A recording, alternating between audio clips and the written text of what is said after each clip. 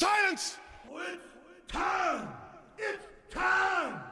It's time for another episode of the Drunk Dash Nerds podcast. Can you dig it, sucker? Grab a six pack, sit back and prepare to laugh. It's Drunk Dash Nerds podcast. Grab a six pack, sit back and prepare to laugh. It's Drunk Dash Nerds podcast. Grab a six pack, sit back and prepare to laugh. It's Drunk Dash Nerds podcast. Grab a six pack, sit back and prepare to laugh. It's Drunk Dash Nerds podcast. Sit back and get back and get back and grab a six pack, sit back and get back and get back and grab a six pack, sit back and get back and get back and grab a six pack, sit back and get back and get back and grab a six pack, sit back and prepare to laugh. It's Drunk Dash Nerds podcast. Hello, ladies and gentlemen, welcome to episode 357 of the Drunk Dash Nerds podcast. I'm your host, as always, Tyler. Join me with the man, the myth, the legend himself, Sir Colonel Gables. What's up, buddy? Oh, man. Pretty tired. Actually went on a walk or something today, like around the neighborhood, because, well, I have to do something in order to try to keep myself in work shape. But other than that, though, it's been kind of like a somber week so far, but at least I've been able to play some games, and definitely have been able to pick up a new game today, which, Persona 5 Royal. I will be starting that relatively soon.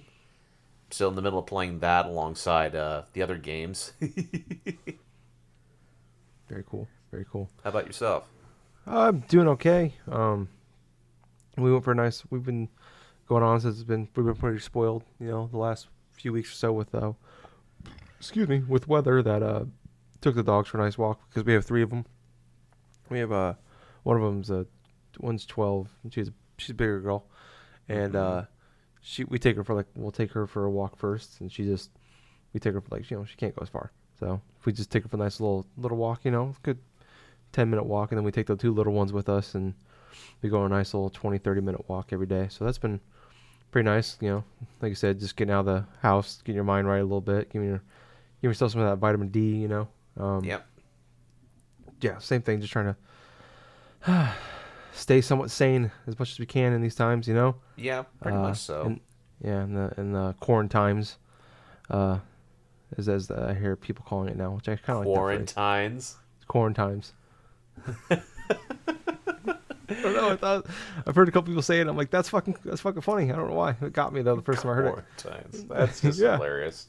Yeah, but doing okay. Otherwise, been working a lot, unfortunately. It's Wednesday, so these my only day off, my only night off, unfortunately. So, which sucks. But yeah, same thing as you though. Just going for walks and getting some gaming in when I can. So yeah, it's kind of what's going on with us.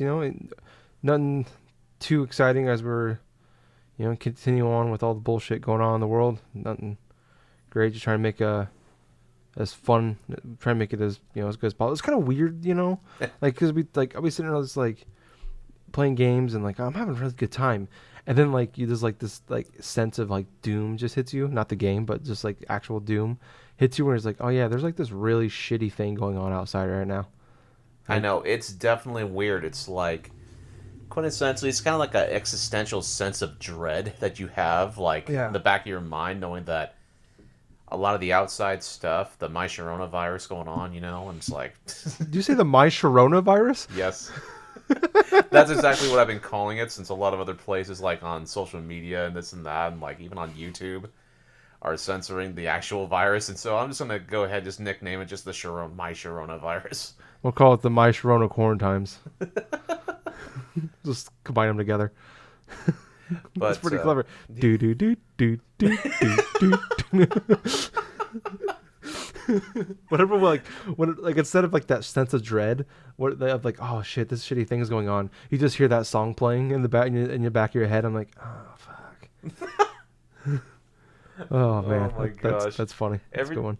Well, that's just the thing though. Because I've been inside my house for a lot of the time, it's my mind just keeps going all over the place in terms of just the random crap, just entertain myself.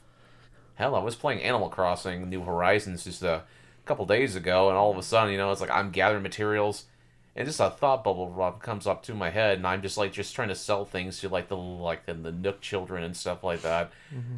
And while I'm doing that, I grab a little bits of the weeds that I've been pulling around there, and I'm I go up to the damn raccoon. It's like, hey, little raccoon boy. It's like, you want some more weed? It's just this random shit like that.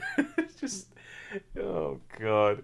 It's like when people get like quarantined for like such a long while, and they just try to entertain them. So like day 1, day 2, then only way you zoom up to day 5, and it's no, not like day 5, like about day 10, and all of a sudden they're just randomly just like spouting nonsense and gibberish. I get it. I posted a picture on Twitter the other day of like I was like, day, I don't remember anymore this quarantine. It's like I've ran out of clean clothes and I'm wearing my Untitled Goose Game shirt and these like glittery pink and white pajama pants with Golden Girl socks. I'm like, I need to do laundry. That's where we've come in this world. You know, it's funny. Yeah. It's like I usually do my laundry, and all of a sudden my mom just pops in my room randomly. It's like, hey, I'm just gonna go ahead and wash your clothes for you. It's like, oh god. You could have told me this an hour ago. I already did it. Oh my gosh. Oh no. It's just it's just the same sense all along the house and everything. It's like everybody's like doing their own thing and stuff like that. The only ones that really are traveling outside is like my mom and I. We're just going either to get some supplies or going out to get a coffee and then come back home pretty much. Because the only places around here are like open are like the coffee, like just the coffee drive-through for some places, and like son of a bitch, food.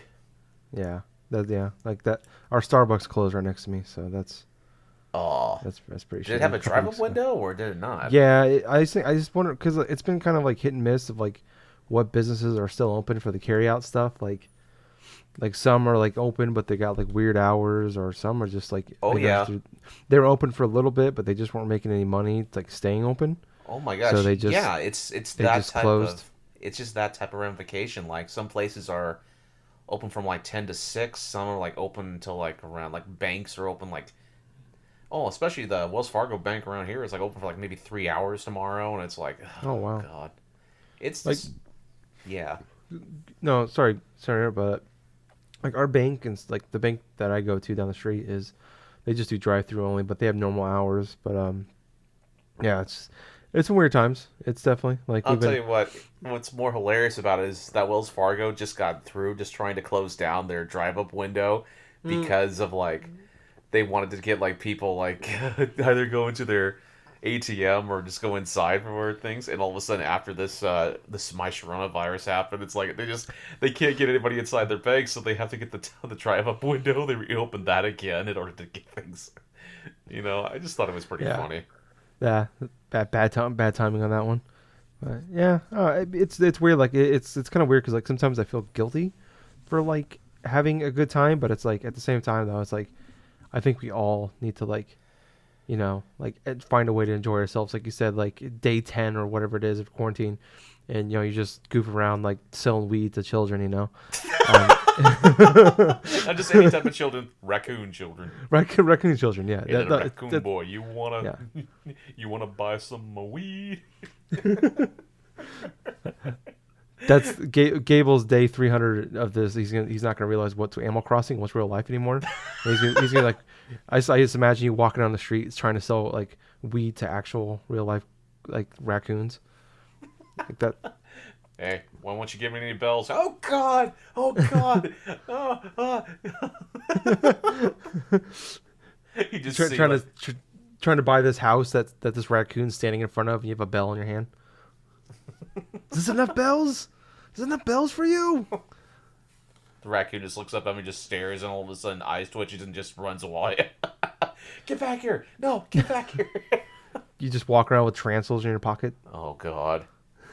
Oh my god. Well, since we're on the subject and stuff, why don't we talk a little bit about what we've been playing? Oh yeah, okay. Yeah, we've been already discussing it for a while, so might as well. Yeah. Okay. So basically, yeah, I've just been playing a lot of Animal Crossing New Horizons, and it's just in between. I've just been drifting back and forth to upgrading the house. I managed to get a couple of different shops open, like say the actual main hub where Tom Nook is at and stuff. He's already had his main center and stuff already built, so his building is already completed and stuff, and I was able to get the tailor in town and stuff. So like it's pretty much the Able sisters, right? And they're like two of these hedgehogs, Mabel and Sable. And so basically, they are responsible. Why is Brock Lesnar's wife in this game? I want to know this right now. Well, that would be pretty much entertaining for the next few hours, that's for sure. Yeah, but anyway. Spy a couple magazines with her on the cover. Yeah. No, what's kind of hilarious, though, is like you have... I already went through... And I didn't know that you can only open like one new shop at a time. So I did both these options the same day, you know. It's like Nook announced that he was going to be redoing the whole like conference center and stuff that he has. But I was able to get the Able Sisters stuff done that same day, and so I had to wait 2 days for the Able Sisters just to open up. And so, yeah, they sell clothes, they sell, like, accessories and stuff, but you have to speak with Sable, who's, like, seated at her sewing machine and stuff every day, because sooner or later it's going to allow you to actually make your own custom design, like, shirts and, like, hats and stuff like that. So I'm just waiting upon doing that. But, no, other types of funny stuff is, like, a couple nights ago, I decided to try to attempt to create my own Tarantula Island. And so basically what I was doing is I was going around, pulling up everything, chopping down all the trees on these islands that I fly out to. So inside Animal Crossing New Horizons, there's a feature where you get this Nook ticket, right? And it gets you to one of, I think 6 randomly generated islands that you can visit. And so basically they're supposed to have rare things like insects, fish, fruit, like materials, you know, and all that stuff. What I ended up doing, and how you try to spawn there's like a lot of tarantulas. One, you have to do this like around 7 o'clock at night or later. And this can only happen during nighttime, because tarantulas only come out at night. So I had to cut down every tree, pull up every flower, pretty much like scare off any animals and stuff. So that way it would be like a clear island. And basically what's supposed to happen is like if you see like any other insects that are like just generating, popping up, you got to scare them off. And so I did that. I also went through the extra measures of each corner of the islands and stuff, making like a gigantic L like in the corners. So that way, if I do encounter one, I can just trap them all over the sides. So I did a little experiment. I tried it, and yeah, it was starting to work. I was actually encountering a bunch of tarantulas. What's kind of funny, I tried doing it without like the whole like sand stuff, and I ended up getting bit so many times that my character kept on dying. It just plopping up like right in the center. You can die in fucking Animal Crossing? Oh yeah, this one you can. You can actually respawn up to the... But when you're actually going out to an island and stuff like that, you can actually spawn back to where the plane and stuff is at. Where this dodo bird, and that's the thing, it's like this big old like Dodo Express line, you know. And you have these two like freaking dodos, right? That one's Orville. He's the one that mainly just takes a lot of like your tickets and like files everything and stuff for you in order to like get you like a plane and everything. And then you have his coworker Wilbur, who's kind of a little bit lower voice in terms of that, but he says these incredibly like weird and like fucking funny like things like, oh gosh, like every time that you finish up with an island or something like that and you talk with Wilbur and stuff like that, is like it just goes into some like random gibberish or something like that. And yeah. It always is random. Every single time, different words. So it's basically, it'll say words that's like muffin top or like R&B or like like Delta Oscar Whisker, you know, just all this random like generated like just aviator talk pretty much. But going back on the Tarantula Island stuff, I just think of like Ralphie from Simpsons when I hear that. Oh my god! I don't know why. I just pictured him when we talked about this character. I'm in danger. This tastes like grandma. That's God! I'm a pop sensation. Oh Jesus Christ! Oh, now I'm just envisioning freaking Ralphie in the middle of a tarantula island. Oh no, yeah, he'd definitely be in danger there. Hey, I made friends with the hairy cats.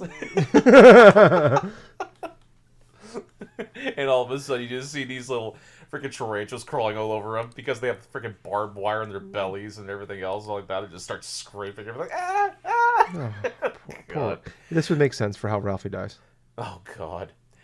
Well, anyway, besides that, the whole Tarantula Island thing was a huge success for me. I had to try it twice inside of one night, and I accumulated about 60 tarantulas. So I captured about 60 tarantulas. I took them all over to. I basically had a video that I think I uploaded onto Twitter or somewhere, where I literally covered my entire like landscape outside my house with all these crates of tarantulas, like around the island, that I got back home. And so when I went over to Timmy and Tommy Nook's like business and stuff, I deposited all those things, and I ended up earning a good solid 384,000 bells. Jesus. And to be put into perspective of things, that was enough to actually pay off the rest of my freaking room and stuff that I have for Nook. And what's kind of hilarious, it's when you're building like houses and stuff like that, and you have Nook just add on different type of things, the bell amount will go up. So say if you start with like 98,000, it'll go up to like about maybe 298,000, and all of a sudden it's like 350,000 or something like that. I'm basically to the point now where I'm like almost 500,000, and I'm probably gonna be paying that off like relatively soon because of I only have like maybe a 200 and something thousand left because I've been accumulating so much that I've been like catching like all these tarantulas and all this other stuff. So what I'm saying is I'm getting pretty close to maximizing my options from my house. Yeah. You can just have you mean make a tarantula farm? You know, Gables a tarantula farmer. Yeah. Oh God. No, what's kind of hilarious about it is like I was just hunting all these tarantulas like with my ski cap and like with my freaking bulldog jacket that I found inside the game. I'm like, well, I know what I'm going to be creating. This is like a tarantula pet shop. Oh God. But other than that, I was just doing a whole bunch of crafting, doing a whole bunch of like other stuff, trying to fill up the Critterpedia inside of Animal Crossing, which, to be perfectly honest with you, I have been getting a fair amount. And what's kind of also hilarious, though, is I've been finding a lot of these fossils, too, and you don't know what you're going to get until you actually go to Blathers and stuff like that, the owl, inside of his museum, and have him assess the fossil. And then once he gets done assessing a fossil, he'll just go through in high pitches like, woohoo! He'll just go through just screech like an owl and stuff like that, and then go into details, say, oh, you know what, this is cool and all that, but I already got some of this, which is starting to become more frequent now as like I'm getting repeats of different fossils. But he'll actually go into detail about each and every say fossil or the creatures you donate to the museum, like either insect or fish and stuff, and give you little brief descriptions and stuff like that. And there's a lot of fish that I didn't even was aware of in that regards. Did you know there's a zebra turkey fish? What the fuck? Huh? Well, basically what it is like it's a medium-sized fish, but it has these freaking these almost like scales or these flappers or something like that they're like poisonous or some sort of crap like that. It's kind of interesting how much I'm actually learning about actual animals now that from a game itself. But oh gosh, oh boy. Other than that, though, I've been getting a whole lot of other villagers to my town as well. I believe now I have around 5 villagers, other than Tom Nook, Isabel, and the Able sisters. So, and Blathers as well, obviously. But, yeah, 5 separate ones that you can just recruit and stuff. And, yeah, getting that whole stuff done. I mean, I kid you not, Tyler, I've spent over a good solid 40 hours playing Animal Crossing New Horizons now. Damn. And that's actually pretty damn impressive, considering that I've had the game since its release date, and it's 11 days or so now. since then. Yeah, it's been about a week and a half. Yeah. A good solid week and a half. Almost got like about 2 weeks worth of like playthroughs, and I have a bunch of friends who are either playing the game or trying to time skip and do this all their other like crap in order to try to advance things further so they can get every freaking thing. But that's not all I've been playing though. No, what I have been going through is I've been playing. I did play a little bit more of Doom. I played through the entirety of the second level. And this is the time where, this is the point, even like say on the easy setting that I had it on, I still had a good amount of difficulty trying to go through the waves of enemies and try to get adjusted with everything. But it's kind of like the thing that we touched upon last week or last recording that we had where you have to go through these specific waves of enemies inside of a sequence because you got to know the weakness of each individual enemy or else you're going to struggle pretty intensely. I mean, I actually died a few times in this level and I'm thinking to myself, okay, how could I actually go through and dissect this monster this way, or how can I actually go through this way or that way? And I've had to use my chainsaw quite a bit of times, but I did get the whole flamethrower, so I'm pretty good with. I'm actually pretty fine with that because this thing, I got the modification to where I can actually upgrade it to where it actually goes like longer and stuff, like for bigger enemies. Yeah. But now I actually got to the point where the expanded health, armor, and like ammo stuff is actually readily apparent.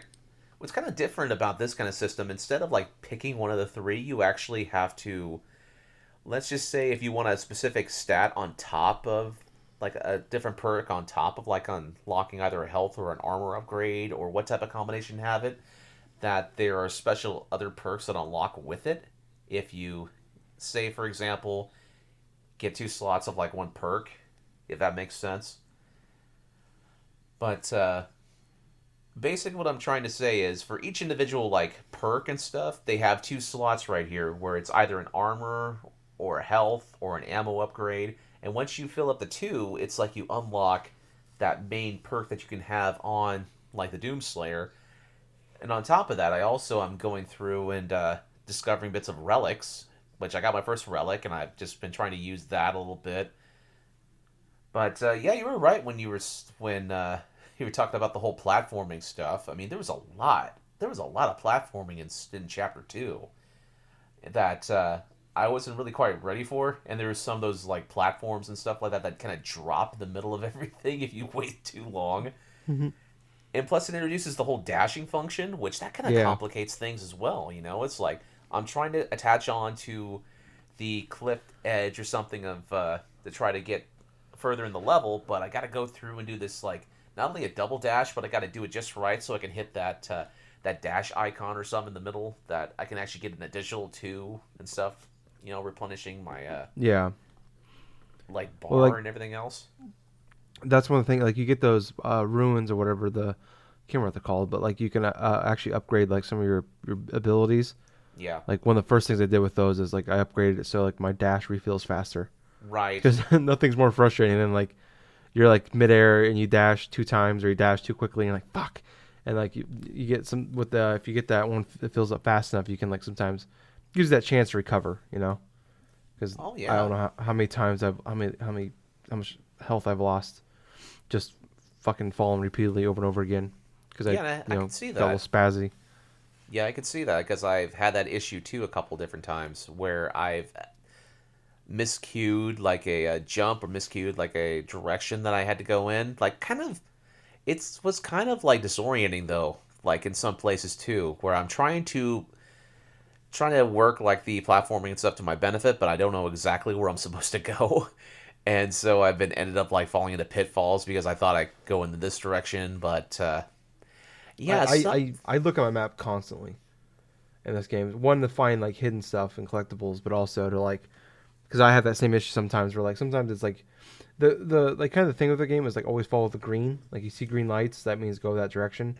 But, yeah. I check it constantly just to make sure like, because sometimes you can't tell like what's a ledge you can grab and what's just like a part that's a background that you can't like. So like I'll dash to something thinking like, oh, maybe there's something hidden over there, and I'll dash to like this cliff, and I'll like think I'll just automatically grab onto it and pull me up, but it's not actually something you can climb up onto, and you just fall to my. I'll just fall and die and then respawn. So it's like Yeah. I found that like I use my map constantly, and that's another thing I upgraded with the abilities was like the dash, and then like you can set up to like you can actually see like the collectibles on the map, or Right. and so it makes it like, and like you can also make auto maps, right? Like you can just see the whole thing as soon as the level starts. You can just see everywhere you're gonna go. Right. So, Right. like, that's helped me a lot in that case too, where it's like dying because you're like curiosity dying, where you think you can go that way but you can't.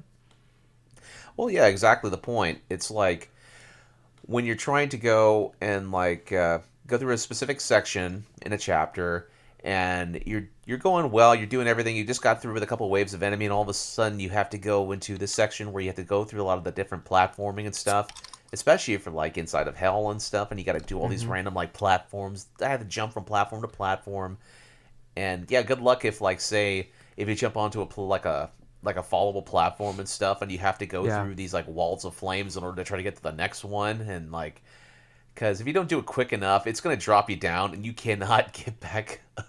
And for some spots, you cannot get back up unless you want to fall into a freaking like fire pit or something, and just burns off chunks of damage before you can get back. Yeah, It's that sort of like old school sort of level design that I actually was not expecting while playing through, well, at least the beginning of this chapter, to be perfectly honest with you. So yeah, I know I've been taking my time with Doom Eternal, but it's kind of like that type of a game where I could see bits of elements of like just playing a game like Doom, but it kind of reminds me of exploration wise, sort of like a Metroid Prime in a way. And I'll tell you why. The reason why I kind of think that is because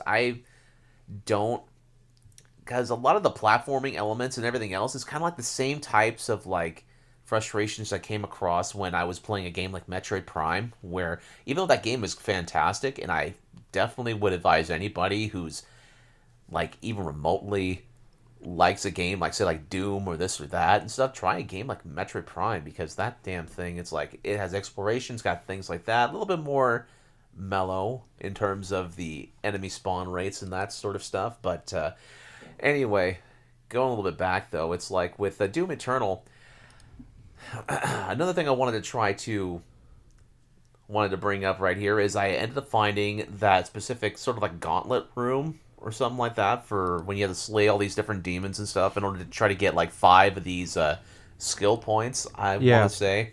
Yeah. That is incredibly tough. Yeah. Oh yeah, especially like the purple ones. Because there's yeah. the red ones, there's like 2 in every level, and then there's the purple ones, and there's only 6.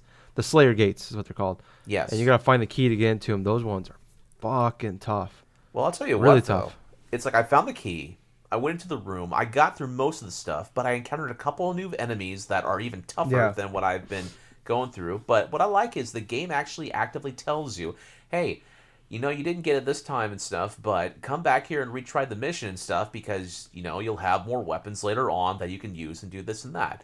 And I'm thinking to myself, it's like, well, that's actually some pretty smart level design. They put it in there so that you would get a taste of it, but they actively tell you, it's like, hey, come back here when you're stronger, you'll have a better time playing through it. And and after the first attempt, I was like, you know what? Yeah, I think I'll do that. I'll just go. Yeah, well, and also because like you'll see enemies in there before you actually like fight them in like the actual main game. Right. So like that was like the first one I beat it, but it took me like, I don't even know how many attempts, a dozen probably, but I beat it. But I was just like that threw me off. Where I'm like, I'm fighting enemies. I don't even know how to like. I've never seen these ones before, because like every time you see a new enemy, it'll like pause and it'll like show you like these are the weak points, and this is how. And there's like here's a weapon like that helps you, or something you can do to like attack them. You know, like to help you with fight these enemies. Yep. And there you don't get, if you're seeing them for the first time, but you don't get that like, hey, here's how you take out the snake ladies. Here's how you take out this enemy. It's just like here they are. There's 10 of them right there in front of your face. Good luck. Oh man, what I do like is that upgrade where you have this like power fist sort of like moved. Yeah. Where if it's the blood charged punch. Up, yeah, the blood punch, man. Yeah. When you charge that up, and all of a sudden you can actually just like knock down like a wave of like the basic enemies or something like that. It just feels so satisfying. Yeah. And I'll tell you what, though, even though there are some little bit of quirks and frustrations that I've had inside of just going through Doom Materials so far, I'm still having a lot of fun with it. There's still a lot of, like, great moments and stuff. I kind of feel like that even though that's going on and stuff like that, man, they've really just shoved a hell of a lot of enemies, like a hell of a lot of waves of enemies. Yes. Yeah. All at once at you, man. It's like, it's almost exhausting. Yes. I mean, it's very fucking much exhausting. So. And that's part of the reason why I've been doing this like in a chapter by chapter chunk, because I'm getting exhausted as soon as I get done with one level, one chapter. Yeah. No, that's exactly kind of where I'm at too, where it's like it's taking me, it's been over like, about a week and a half now since it came out, and I'm pretty close to the end. I think I got a couple levels left. But I'm the same way where it's like each level is, I mean, I'm sure if you flew through it, you could probably beat them in an hour. But I'm taking my time, like trying to find collectibles and all of the extra life, the 1-ups and shit like that.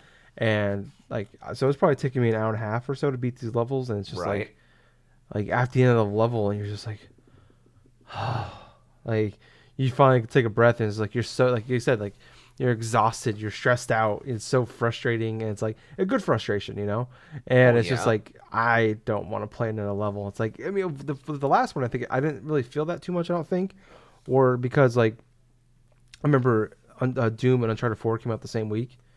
So I remember like I talked about when it came out in 2016 when that happened. Like I played Doom one day, and then the next day I played Uncharted 4, and I alternated playing them, and it was kind of great. Where it's like I don't think I ever got that first that oh man, like I can't play anymore because like I had another game to go to that was Uncharted 4 is exhilarating. It's gonna be a free game next week too. That's gonna be awesome. Well, yeah. But it's like I don't have that like kind of breaker game right now.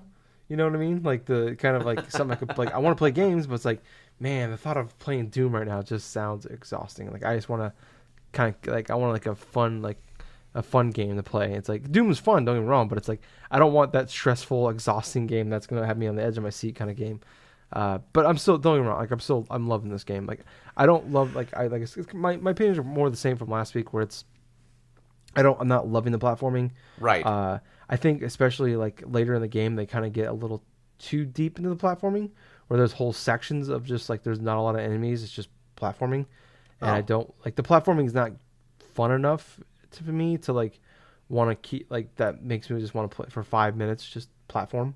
Like there might be some like I like it from like adds some like it makes it, I think the platforming elements they bring add some coolness to the battles, where like now I have the dashing, there's like swings I can jump on to give me some air, and then like I have one of the ruins that I can hit the L2 and it'll like kind of slow down time for like 4 seconds, so I can like line up shots or use like different weapons and like kind of give me a chance. It also gives me that kind of a breather there, like okay, read the room, what do we got here? Oh, okay, I'm fucked. All right, but it's like it's just it gives you that break, and I love it, but I don't love it from like I love it in the battles. I don't really care for it too much outside of the battles. Like they perfected it really well in the game, and it's I don't know, like I love this game. It's gonna be my game of the year, if not the top. I mean, unless something comes out incredible, it's gonna be one of the top games of the year for me for sure, and maybe ever. Like Doom 2016 was, but it's like, oh fuck, I just forgot what I was gonna say. Oh, I got it now. I got it back now. But it's like at the end of the first Doom, like I felt like it was kind of long on the tooth a little bit, where it's like you probably could have cut out like a couple hours there towards the end. That back third of that game. Oh, easily. Could have been a couple hours, because it felt like you were saying, like it's just onslaught of waves of enemies. And it's like I've fought these waves of enemies already. It's like now you're just changing up the combination, adding more, and it's like my same complaint. Like Uncharted 2 is like a fantastic game. Love that game. One of my favorite games. If I made a top 50 list, it'd be in there for sure. And it's like that was my biggest complaint with the game. It's like it's 27 chapters. It could probably only need to be like 21. And same with like Doom 2016 and maybe this game, where it's like it could probably be a few hours shorter to like take out a little bit of that back end there, and it'd probably it'd be a lot better of a game. And not to say it's not. I mean, it's like Doom to me, Doom 2016 is like a 9.8, and this game's about the same. So it's like it's nitpicking in a game where I don't have anything to complain about, really. You know what I mean? It's like, and I don't know. It's funny. It's weird to complain about a game that you love that much, where it's just like it's just more of that game that you love very much. Well, yeah, but it's just of like course. but you're just so goddamn exhausted. I'm just so tired, Gables. I'm so tired. It's so much. I can't take it. It's so hard. The game's too goddamn hard. I'm playing on normal. I don't get it, man. I'm watching like people talk like I've watched like gameplay of like people playing on the hardest setting, and they're just fucking flying through this game. I'm like, how? How are you doing this? They like, probably played the other game pretty much to ad nauseum, or they're probably used to first-person shooters to that extent. Yeah, it's like the people that play Halo on Legendary. I'm like, how? How do you do this? It's just this is nuts. Well, it's like I don't get it. I don't know how people are good at games. I don't get it, Gables. Well, for this case and scenario, both of us don't really play first-person shooters to the extreme extent like some other gamers that we know do. Yeah, like it's not going to be our first like genre to go to. I mean, hell, I'm more so better in terms of playing through a game that's like an RPG or like a action platformer or whatsoever, more so than I am a first-person shooter. And I think that's kind of like the bridge of like me trying to get used to the whole fast-paced action of Doom Eternal, as opposed to like say anything else, because they definitely have like that type of style that other shooters have. The whole Twitch-based like action in terms of like precision shooting, this and that. And I'm kind of feeling like I'm not even precise enough at some points because the sensitivity for the PS4 controller, I need to probably adjust that a little bit more. Yeah. Because, just that type of like precise movement and that type of precise like aiming you need in a game like Doom Eternal, because it's like that's the difference between getting a good solid headshot that's going to go ahead and take out this demon, or you dying on the 10th up-teen time because you can't turn your damn stick fast enough in order to get the damn thing going. Yeah. Well, and I've actually heard people that play on PS4 that like there's that back button you can buy now for your controller, and there's like you can actually you can map the controller and put there's two buttons on that back button thing. I don't remember what it's called. The adapter, and you can map two different buttons to those two. Uh-huh. So I've heard people like talk about they map the jump and the dash to it. So like you can you're not moving your anything, like you're not using the X square and triangle and all that. Like everything's all with the joystick, with the left and right joystick, and then the L2 and R2 and the back buttons. Like so like, I've heard people talk about playing it that way, and it's made a way difference for them too. So I'm like I was actually tempted there. Like if this is like where everything went to shit, I'm like, oh man, like I might go to GameStop and like order one, like get that, or go to Walmart, but then everything went to shit. So it's like, I don't need it that bad. Cause I think it's like $30 or something.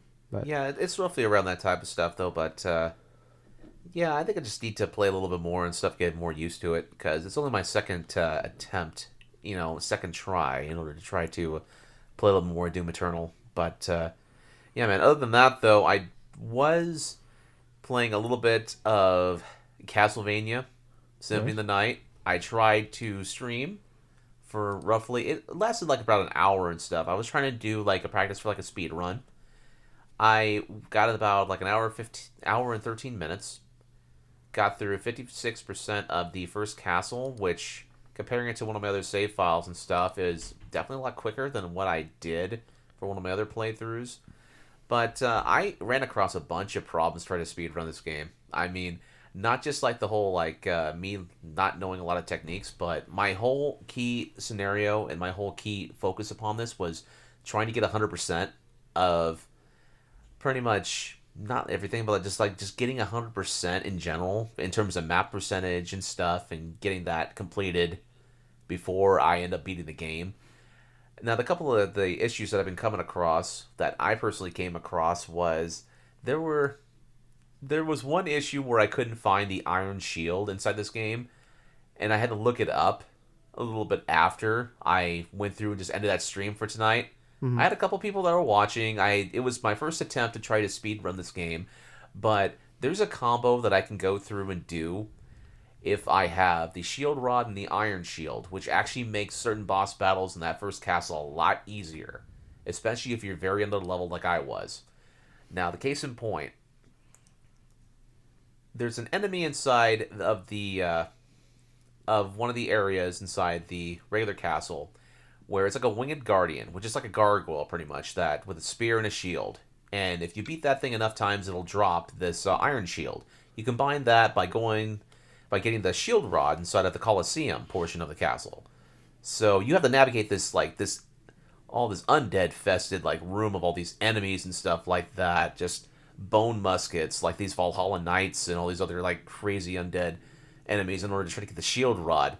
And so basically what you do is like when you have the shield rod combined with any type of like shield and stuff, it does a specific type of like action when you press both the circle and the square button. So for example, if you have the leather shield and you press it at the same time, it summons a cow. It actually summons a cow, like, and you get like some like a boost instead of one of your stats. If you have the knight shield, it actually summons an armored horse. And for the iron shield, the one I was trying to do, it's like technically the third shield that you can potentially get. But like I said before, I need to use it in some of these boss battles because the last boss battle that I went through that I did beat, but I decided just to end my run there because it potentially killed what time I was going to try to aim for, was the battle against All Rocks. And so I went to the All Rocks quarters, which this is this gigantic area to where you need the Bat Familiar. You need not the Bat Familiar, but you need the Bat transformation for Alucard in order to get to that point. And so I went to that area knowing full well it's like, yeah, this is going to be a tough ass battle. And so I ended up trying to boost up my intelligence and stuff by using the Knight Shield and the Shield Rod weapon equipped. And I'll tell you what, the first form of All Rocks, yeah, that was fine. That was fine. I was able to do that and stuff. But the second form was the most mind-numbingly frustrating battle I've had playing against him, because he does this particular movement where if he loses a bunch of HP, he will start shooting fireballs, right? And not just like one or two fireballs. No, he freaking Gatling guns these freaking fireballs like all over the place. And basically here I am, I'm trying to get in on him, trying to at least, destroy him. And I'm getting kicked back with a bunch of these different fireballs all at once that he's shooting off. And finally, it took him about a good solid 5 or 10 minutes just to get this stupid boss dead. And afterwards, yeah, I pretty much quit the game right then and there because it's like, you know what? First attempt, I learned a bunch of different things. The next time that I go through with an attempt on this, I'm definitely going to go through and try something completely different. Because I need to go and get that iron shield first and then go back to that particular area. So my first attempt at trying a speed run of a game, yeah, it didn't go so well. But at the same point, inside of 1 hour of playing that game, I managed to almost get over half of one castle done. So I'm going to be working on that, trying to learn a little bit more techniques. I may have to practice this whole technique that I was looking into in terms of when you're doing a backdash as Alucard, you can, switching back and forth between that and lifting up like your shield. And it does sort of this like crazy ass like backdash to where you can actually zoom across the friggin' map on the ground. Yeah, but it would be better understanding if I actually showed you what I meant. But yeah, it's still a work in progress. I still love playing Castlevania Symphony of the Night and all that. I mean, that game has been out since like 1997 on the PlayStation. And I'm playing on the PS4. Still love it. I've completed it. I've gotten the platinum for Castlevania Requiem, like, when it came out, quintessentially. But, yeah, that's pretty much it, gaming related for me. Was there something that you've been playing other than Doom Eternal? No. Nothing else for me, just playing Doom. I was telling you before the show, I re-downloaded some, our internet provider, like, took off data caps for until end of May, I think. Wow. Which is great because we went well over our data cap. We get 1,000 gigs a month, and we went way over it. A lot of it has to do with the fact that Doom came out, and then like I downloaded that Call of Duty Warzone and shit like that, and those two alone were like 180 gigs and shit. And then oh shit. Plus we're home a lot more often, so streaming a lot more stuff, and then. I don't know if I mentioned last week on the show or not, but we got birds now. You got birds. Yeah, Courtney got birds. So we got 3 birds in the bedroom. So they like to listen to music, and they'll actually like sing along to the music. Not like they just chirp along really, but like like they love like to listen to music. So we constantly streaming music in the bedroom like pretty much 24/7 for them, and so that's killed a lot of gigs. So it's been great. So I went ahead and just like re-downloaded a bunch of shit. So like I'm like after I beat Doom, I'm gonna get I think I'm gonna finally sit down and play and give Resident Evil 2 a real shot. Yeah. I haven't played it since like the week it came out. I take that back. I played it like when it first came out, and that's when I first met Courtney, and then like just shit got in the way. And then I tried boobs, anyways, then I tried jumping back in like a couple months later, and it's just like I'm like 4 hours into the game. I'm just like, I don't know what's going on, so I just quit playing. So I'm just gonna like restart the game and like jump into that because I don't have anything I really want to play for a while. Oh my god, yeah. Maybe not until like say Resident Evil 3 is supposed to be like releasing this month, I think. Yeah, actually on Tuesday it comes, or not Tuesday, this Friday it comes out. So yeah, re-download that. Re-download Days Gone because I want to give that another shot because I finally sat down and played it, but I played it on Extra Life. So a bad day to try to jump into a new game, especially when I was already like 14 hours in to Extra Life. So like all games are terrible at that point to me. Right. So I'm like, I'm gonna give this a shot and sit down and play it. And then I re-downloaded Death Stranding. You're gonna try that again? Yeah, I got like that's kind of like my like 3 games I want to like from last year. I want to just sit back and jump into and give it a shot. Maybe it was just bad timing. Maybe I just don't really care for these games, but I want to give it a fair shake. And then I think part of that too is the fact that Resident Evil 3 is coming out, so I'm like, you're a little bit of that hype mode, So yeah. I don't know. You remember you were excited about that game? Are you thinking about picking it up still? Well, possibly. Yeah, I'm still interested in playing Death Stranding, but Or no, I'm Resident Evil 3. I'm sorry. Oh, I'm sorry. Resident Evil 3. Yes, I am. I am interested in trying that alongside the Final Fantasy VII remake. At the same time, I just bought Persona 5 Royal, so Yeah, it's you've been probably busy for a while. It's going to be a long while before I actually go through and buy another game. Yeah, well, I heard about the Resident Evil 3 though. Like the big complaint, really, is like a 5-6 hour game. So it's like, well, that's basically what. It's basically what it was originally. But yeah, anyway. yeah. So I don't know. Oh yeah. So I think I'm gonna wait on that till it goes on sale. Probably pick that up if I. All right. Well, enough with the gaming. 50 minutes in. Let's. We got a lot of news to go over, so let's jump into some of that. We'll start with the big stuff first. So first up, we finally had that Nintendo Direct we've been craving for since September. It was a surprise. Just Shadow dropped it. It was on last Thursday, on the 26th. So it was like I think like 28 minutes long. I want to say. Yeah. Yeah. So kind of the main thing came out of it. So the big stuff was we got Marvel Ultimate Alliance 3 expansion pass 3 is out for that. It's like a Fantastic Four expansion, but it's I think it's the final one of the expansion pack. It's like $20 for the whole thing. Yep. And this is the first one that actually have like more like a whole extra like story mode to it added to it. Ring Fit Adventure got like a free update where you can actually play like music for like Mario Odyssey, Splatoon 2, Breath of the Wild. What else we got here? Like Panzer Dragoon remake got shadow dropped. Star Wars Jedi Knight Jedi Academy got shadow dropped. Xenoblade Chronicles Definitive Edition, which everybody knew about that was coming, but it's officially coming out on May 29th. And not only that, it actually has like a whole extra like chapter after you beat the game of stuff to do, which is kind of cool. And I actually did look at some like gameplay differentials on that, and it's pretty incredible. Yeah, like it's night and day. Yeah, it's actually like a full like they redid the whole game. It's not just like a remaster. We got that they announced we were talking about the Animal Crossing New Horizons, the Easter stuff going on.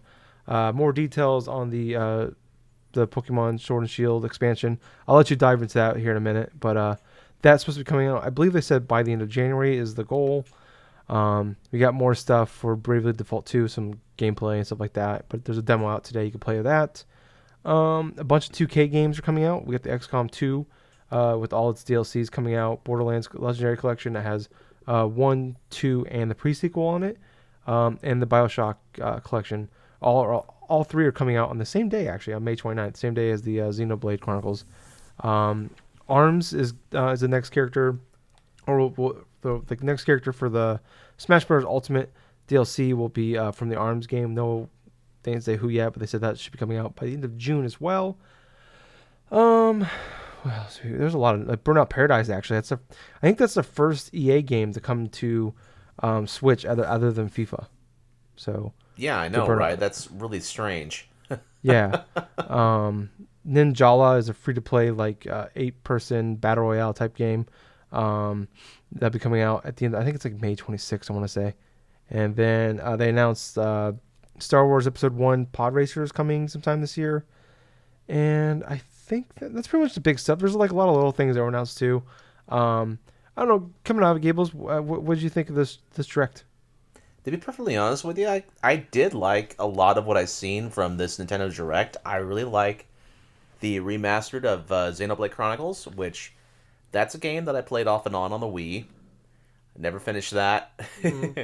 But now that it's coming on, now that it's actually inside a full circle, coming to Switch, looks fantastic. A lot of the stuff is definitely played the detail about what is going on in terms of added stuff to it. It looks like a lot of effort was put into not just remastering the core game itself, but to add more story elements to it to where it satisfies longtime fans. It's like, oh, hey, there's something extra here that you can actually go through now, and that kind of adds on and stuff. Because I've heard good things about, say, Xenoblade Chronicles 2, that game on Switch, and there's some people that like that, but I'm just hearing a bunch of good things and excitement, and I'm kind of excited too with seeing how well the original Xenoblade Chronicles sells on the Switch. Yeah. But other than that, I was kind of surprised with the drops of, say, the Jedi Knight Academy and stuff like that old PC Xbox PS2 game, I think it was. Yeah. And the Panzer Dragoon stuff, yeah, that was kind of a out of left field thing as well. And honestly, from initial reports of what I've been hearing, it's the Panzer Dragoon game is I'm hearing people not liking it too much because of how certain things like frame rates and this and that are not as good as it should be. But other than that, though, what I really liked about it, it's the Pokemon expansion stuff. Obviously, that was something that I was looking into. I still can't believe they actually went through and kept the name Mustard for the dude, Master Mustard. But I'm still pretty excited about that. There are lots of new things in order to do inside the area itself, and I believe towards the end of June is when they're trying to get the first DLC expansion out. But I'm trying to remember any other types of stuff from that Direct, because hell, we went through the whole thing of the Pokemon stuff and the Xenoblade stuff. Oh, yeah, what's that? Go ahead. No, you go ahead. Okay, the whole thing about the Smash Brothers DLC pass with a character from ARMS, it was kind of weird in the way they kind of announced it, because it was just kind of almost a throwaway thought. It's oh, hey, yeah, you know what? We got the next character is going to be coming from the game ARMS and stuff, but you would obviously think, oh, okay, it's going to be the frontrunner Springman, but they kind of left it to kind of an interpretation of, it's well, maybe it's not going to be Springman. Maybe it's going to be someone else from that cast, and obviously there were some there were a bunch of people online that were kind of salty. It's why from ARMS? Yeah, I'm not a big fan of the whole I don't know, with the whole DLC stuff. It's with the last one. Most, obviously I'm not a Fire Emblem fan, but ARMS, it was a fun little game. But I mean, it's weird that that game came out 4 years ago or 3 years ago. Time is weird. 25 years ago, before March, the long ago. And I was why now? I feel that would have made sense if there was an ARMS character at the beginning of the game when it came out. But is there gonna be an ARMS 2? Is this building up to, or is it just people have been clamoring for an ARMS character that we don't know about? Is there a groundswell? The thing about it that was striking as weird is right after they did that, they also went ahead with another trial thing for ARMS. That's true, yeah. Another online trial thing. And I'm thinking to myself, it's the game has been out since like 2016. Why Yeah. is this game that's getting close? It's been out for 3 years. It's gonna be out for 4. Why are you adding another trial to this game where everybody has had a chance to play it? You know, a lot of the people that like on the Switch have been able to play this and that. It just does not make sense why they would do that. Which I kind of feel like that maybe they're going to be going in with an ARMS 2 sooner or later because they got like enough like attention or success or something like that to where, hey, maybe we can go through and like maybe you have an ARMS 2 or whatever. Well, but the game sold extremely well, but it was also like it came out like 3 months after the console came out. So at that point, we were all clamoring for something to play. we were all clamoring for Breath of the Wild. Yeah, so we had Breath of the Wild, Mario Kart, Splatoon 2, and then ARMS. There was like the 4 big games on the console at that point. So, I mean, I don't know, like I could see them like maybe like I'm curious what the audience is for ARMS at this point. You know, I agree with you. I think it's gonna be Spring Man. I think they're gonna do like the whole thing where you can do Spring Man or you can be Ribbon Girl kind of thing. Because there's like the 2 main characters for the game. Well, yeah, you know, that would make a lot of sense. Unless they want to try to throw a curveball or something like that and having something like What was the green blob guy, whatever his name? I can't remember his name. Oh god, I remember who you were talking about too. That would be actually pretty damn hilarious. But yeah. I don't know. I can't wait. Yeah, there you go. Thank you, Helix. Yeah, the DNA guy. Yeah.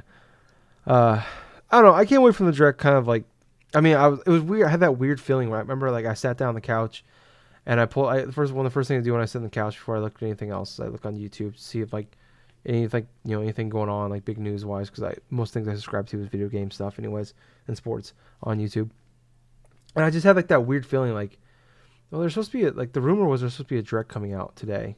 I wonder if they just shadow dropped one or something like that, because I've done it before. You know, it's not the first time they shadow dropped a direct, and it just so happened there it was, because I work nights, so I wake up pretty late and I'm like, oh shit, here it is, and I was pretty excited to see it. And it's been 7 months since we had one. I don't know, I came away from it kind of like, it started off weird with the whole like, not weird, but like they came out like, hey, like things might change because of everything going on today with the SharonaVirus, and like dates might change. I feel like they had like a big plan. That was the rumors going into this, like having that direct on March 26th was like they're gonna show a bunch of stuff for, not everything, but they're gonna show a lot for stuff coming out in 2020.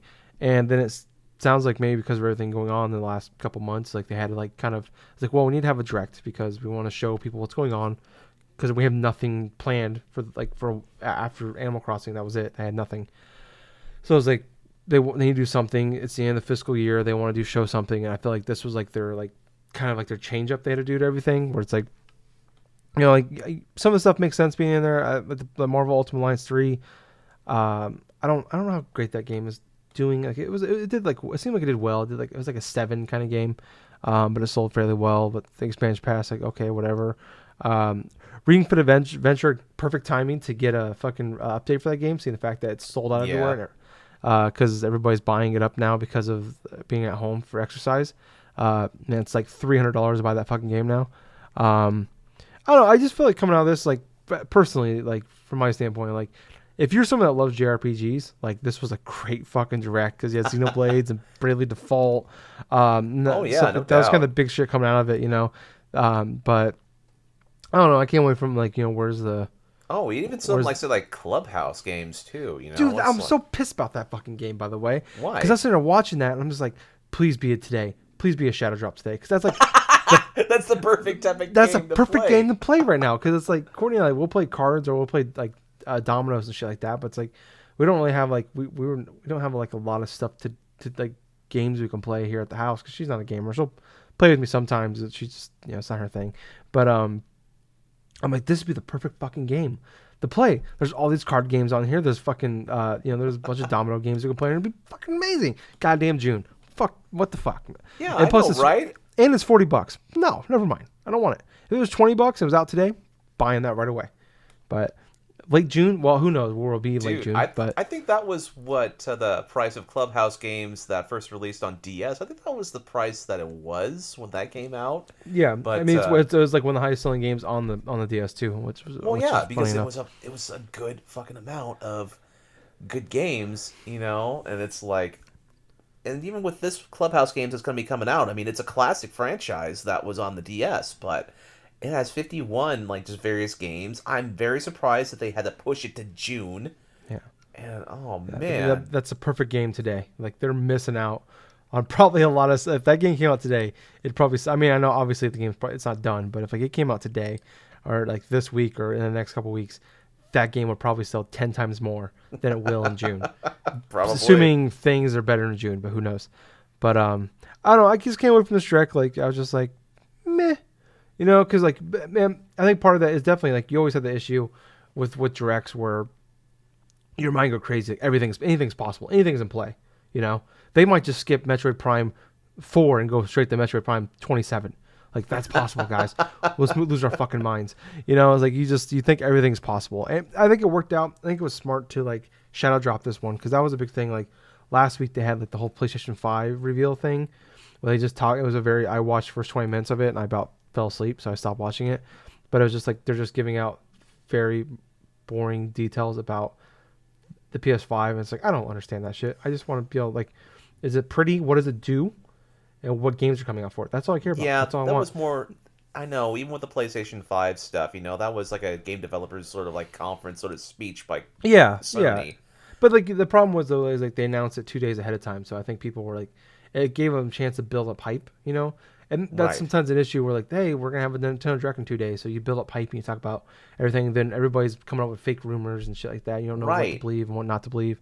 And I think it was better to shadow drop it than to announce it. I think, Right? Because And they even touted this thing as like a mini direct as well. Like it's not like say as big as some of the other ones, but yet for the things that were revealed and stuff like that, I mean, we've heard rumors about the whole Borderlands and the BioShock everything. And it's like, yeah, those they were rated like 2 months ago, so we all knew they were coming out. Right.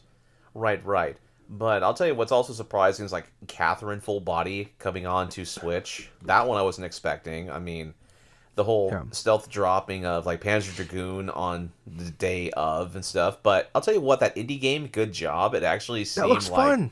That does look fun. Yeah. There's this one game that came on Xbox Game Pass. I can't remember what it's called. Oh fuck! I was just looking at it, but it looks really fun. I mean, give me a second here. I'm gonna look it up. But it looked Game Pass. Oh yeah, totally reliable delivery service. It's like you're just like basically like an Uber driver kind of guy. It's like but you're like delivering shit to people. That game looks kind of like that, but you're a delivery driver, and it looked like it could be fun too. So yeah, I don't know. I think we're just gonna wait out, but stick with Nintendo for 1,000. A bunch of shit came out the last couple days with there's a lot of people backing this up, not just saying it's rumors, but it's true. So going through all this, it kind of started. Who was it with? Was it VGC started it? I think Eurogamer is backing it. Yep.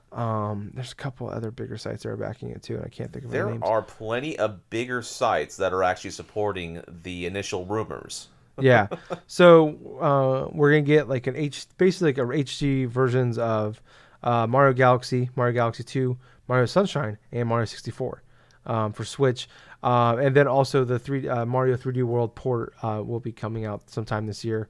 But so the only thing is that there's like confusion, not really confusion, but nobody can confirm whether or not that this will all be coming in one, like a Super Mario All-Stars Pack 2, or if this is going to be like individual games. The one thing we can't, it sounds like it's been confirmed, is Mario 3D World, that deluxe edition will be, it's going to have new levels and it will be its own separate thing. But no word on like the Galaxy 2, Sunshine, and Mario 64, if that's going to be one big pack or if it's going to be individual games. I don't know. Like, you're more the Mario guy than I am. Justin by far is more of a Mario guy than I am. Maybe the biggest Mario guy I know. Probably actually he is the biggest Mario guy I know.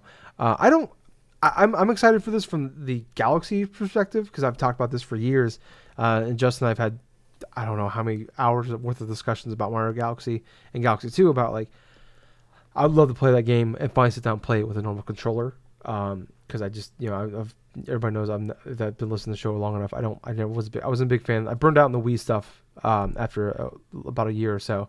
So I'd love to be able to sit down and play that game. But I'm not really clamoring to go back to Mario Sunshine or Mario 64. But Mario 3D World, that's one game I've been clamoring for years. I want to sit down and replay again. But I don't know, Gables, how excited for you and what you're hoping for out of this? Oh, well, I'll tell you what. I'm taking everything with a grain of salt, but I want this to be real. I want this all to be real. Because, my God, not since Super Mario All-Stars, that game that came out for the Super Nintendo that had all of the NES, like Mario games, Mario 1, 2, and 3, plus the Lost Levels and stuff like that. Not since that package have we had like all these different Mario games, like almost like either bundled or even like suggestions of like that on one platform. It's been a long ass time. And to be perfectly honest, Nintendo was kind of the one that actually started this whole these whole cluster collection packs and stuff like that for their games. Yeah. But I want this to be true, especially since the rumor going around is that Super Mario 64 is going to be remastered, quintessentially, for the Switch. Yeah, so the key thing out of that, though, is it's not going to be built from the ground up. It's just going to be like a prettier version of the 64 version. Well, that's what they pretty much need, If it's if it's going to be polished or something to where it looks presentable on 1080p and stuff like that, I would be perfectly happy with that. I'm not going to be super picky about it. I mean, if it's not all reworked from the ground up, like a remaster to that extent, it's I don't care. It's Super Mario 64. I love playing Super Mario 64. But I am just equally excited. I want all this to be real. Mario Galaxy 1 and 2 are honestly some of my top favorite games of the last generation. And for good reason, too. The level designs of both games, superb. A lot of the different types of stuff that you can do inside that game. I mean, hell, when everybody else was touting a lot of their Game of the Year stuff, say Mass Effect or Red Dead Redemption or this and that, it's yeah, I understood that, but there's a reason why Super Mario Galaxy in of itself was one of my top games of that generation. And it's because of the good quality of the level design, everything else inside of the game. And that alongside Super Mario Sunshine. I mean, hell, Super Mario Sunshine, that was a polarizing game when it came out, but at the same time, it's it's been long enough. That's one of, okay, I need to settle my thoughts just for one moment. Those three games, Mario Galaxy 1, Galaxy 2, and Super Mario Sunshine, those are the only three Mario games, that I have not readily played through in a hell of a long time. As a matter of fact, if I'm not mistaken, it's when those games were released. When those three games were released back when, I played all of them and beat them all in that time frame. I think Mario Galaxy 2 was a little bit later. But those three, along with Super Mario 3D World, something that we were expecting to come out anyway because the whole Wii U ports and stuff. Yeah. Doing a mass exodus on the Switch. But those are fun. That whole just idea of having so many Mario games like that in 2020 is so un-Nintendo-like. I can understand of having a new Mario game, right? A new Mario platforming game, or maybe a successor to Mario Odyssey, But having the remasters released this year, oh my God, man, that's gonna be freaking crazy in order to keep track of for me. Yeah, but so I do have a question for you. So assuming, let's just say they're all separate, they're not gonna put them in one big package together. How much would you be willing to pay individually for these games? $20. Yeah, okay, that's what I was thinking too. I hope this is a pack because I definitely love to pick it up because to play, just to play Galaxy 1 and 2 through. But I was curious that I don't know, I've heard people mention it would be smart maybe if they put them in make it so you can only play these games if you have Nintendo subscription, online subscription, But it's like I want to. How many of the people that have a Switch have the online subscription already? Like I bet there's a decent amount. But yeah, I was curious. Coming from you, that's the kind of person I was wanting to ask. Cause like, To be perfectly honest with you, the quality of the games. Here's what I kind of feel that's going to happen if this proves to be real. I'm thinking that they will release Mario Galaxy 1 and 2 as a bundle set for like maybe $40 on retail, or maybe even like not just retail but obviously on the eShop as well. Mario Sunshine to be like a standalone thing, potentially like maybe a digital only type of thing. I know. Well, actually, now that I think about it, Tyler, it would actually make sense to bundle both Sunshine and the Mario 64 thing together as well. yeah, maybe they just do like $30 for each.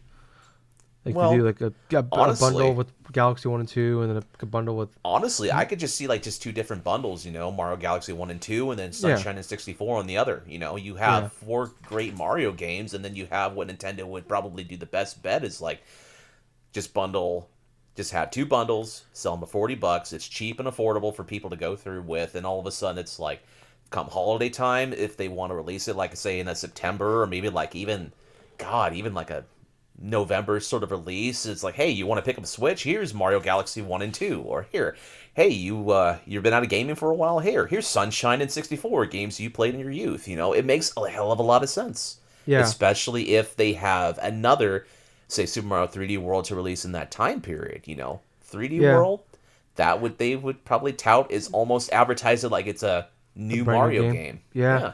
I think that's true because like that game was definitely glossed over because I remember that game came out on the exact same day the PS4 launched. Yep. And it was just like that game got. I mean, the Wii U was already a buried console before those consoles came out, and then you got to talk. I mean, that game sold really well. It's a fantastic game. I love that game. Yeah, people talked about that game, but it was buried by the PS4 news. Yeah, I mean, and being on a console no one cared about, So they can definitely like kind of almost show that off and advertise it as a brand new Mario game. I feel like that's probably what they'll do. I think that will probably be their big November game this year is 3D World, assuming they have something crazy that we don't know about. But I don't know. I feel like this is like a reloading year for them, and I think it won't be the worst thing either because it's gonna suck because that game will get buried once again by the new consoles. But but it wouldn't be the worst year to kind of like, you just kind of take a mulligan onto 2021 because the new consoles coming out. That's what everybody's gonna be talking about this holiday. All the big games coming out, AAA games coming out. Then wouldn't be the worst idea. Maybe you just like if you have some big AAA games that aren't quite ready yet or whatever, or maybe just they're ready, but maybe you push them off to the beginning of 2021, or you push them off till the holidays. You can like give everybody a little more time to put work on those games. But like, I could see them a few directions where maybe they put Mario 60 like because I think it was last E3, they announced Super Nintendo games were coming to the online subscription service. Yep. Maybe what they do with this is they announce, hey, N64 games are coming to the subscription service this September around E3 time or June, whatever. It's not E3 time anymore, but you know what I mean. They announced, hey, coming this September, because that's when the NES, SNES stuff came out. We're going to start releasing N64 games. Maybe they put the HD remaster of Super Mario 64 on there, and that's a big way to because a lot of most I guarantee the majority of people that have online subscriptions for Nintendo, they bought it day one. That ends in mid to late September, I want to say. That's a good way to get them to resubscribe. Hey, the HD Mario 64, it's on here. The only way you can play it is by having online subscription. Those people re-up and buy that. Then you have Mario Sunshine, Galaxy 2, $60, Super Mario All-Stars 2. Yeah, that could have happened as well. Or you know what, they could be doing the same thing like they did say earlier on by when they did release the Super NES stuff. Maybe they're gonna have 64 and GameCube. Yeah, no, there's a lot of ways you can go about it, but I think if this is pretty much happening. It sounds like, I could see this like maybe like the Paper Mario game was in the rumor too, but everybody knows about that. It's been talked about for a few months now. Like We've heard about this Paper Mario game that supposedly is being worked on. That's supposed to be going back to the whole roots of the series, and honestly, I do not have any expectations for it. No, me neither. Sticker Star and Color Splash. That's all. Sticker Star, I do. Obviously, you know my disdain on Sticker Star. Yeah. Color Splash, I didn't even have a chance to play it. I know Justin played it. He enjoyed what he played. But he came away from it. I remember at the beginning, he was fighting us on that when that first came out. And he's like 10, 15 hours in. He's like, I enjoy this game. I don't understand why you guys don't like what you don't like about this. And there's like, as he got through the game, he's like, I can see why you guys don't like this. Like he liked it. He still enjoyed it, but he came around to our point.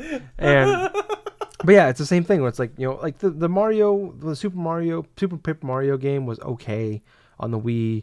Honestly, with that, you know, I actually enjoyed Super Paper Mario. I mean, hell, it wasn't an RPG epic though, but yeah, it was still a good game.